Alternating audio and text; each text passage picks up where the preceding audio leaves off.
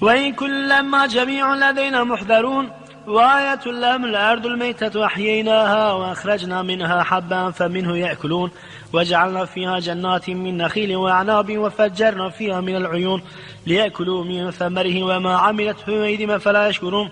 سبحان الذي خلق الأزواج كلها مما تنبت الأرض ومن أنفسهم ومما لا يعلمون. وآية لهم الليل نسلخ من النار فإذا هم مظلمون والشمس تجري لمستقر لها ذلك تقدير العزيز العليم. والقمر قدرناه منازل حتى عاد كالعرجون القديم. لا الشمس ينبغي لها أن تدرك القمر ولا الليل سابق النهار وكل في فلك يسبحون.